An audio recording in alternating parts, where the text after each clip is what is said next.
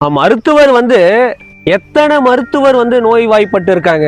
அவங்க உடம்புல வந்த நோயே அவங்களாலே சரி பண்ண முடியாம எத்தனை மருத்துவர்கள் இருக்காங்க. நான் எல்லா மருத்துவரையும் குறை சொல்ல, எல்லா மருத்துவரையும் அப்படி சொல்லல.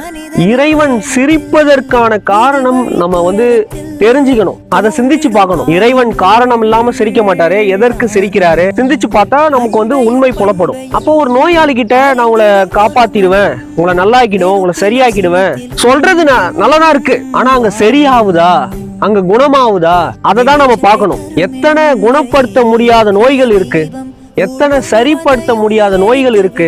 மருத்துவராலே அவரே நல்லா பார்த்துக்க முடியல. அவங்களே எத்தனை நோய்கள்ல இருக்காங்க, எத்தனை மன உளைச்சல்ல இருக்காங்க, எத்தனை மருத்துவர்கள் மன அழுத்தத்துல இருக்காங்க. இதெல்லாம் சிந்திச்சாலே நீ எப்படி போய் ஒருத்தவங்க கிட்ட சொல்லுவ, உடனே சரி செஞ்சுக்க முடியல, உடனே உன்னை காப்பாத்திக்க முடியல, உன் உயிரே ஒரு நாள் பிரிய போகுது, நீயே ஒரு நாள் உன்னை விட்டு போற, உன்னே நீ காப்பாத்திக்க முடியல, உன்னே நீ சரி செஞ்சுக்க முடியல, உன் நோயே உன்னால குணப்படுத்திக்க முடியல. எப்படி நம்ம பிறர் நோயை நம்ம சரி பண்ண முடியும், குணப்படுத்திட முடியும், அவங்கள நல்லாக்கிட முடியும்? எப்படி எப்படி நம்ம சொல்ல முடியும், எப்படி நம்ம வாக்கு கொடுக்க முடியும்? சிரிப்பு தானே வருது, வேடிக்கையா தானே இருக்கு. சொல்வது தப்பல்ல, எல்லாராலையும் சொல்லலாம், சரியாயிடும், குணப்படுத்திடலாம், அது கிடையாது. அந்த உண்மை விளக்கத்தை நம்ம புரிஞ்சுக்கணும், அதுக்குள்ள இருக்கிற ஞான ரகசியத்தை நம்ம புரிஞ்சுக்கணும், அதை விளங்கிக்கணும். அது விளங்கிடுச்சுன்னா இறைவன் ஏன் சிரிக்கிறார் நமக்கு தெரிஞ்சிடும்.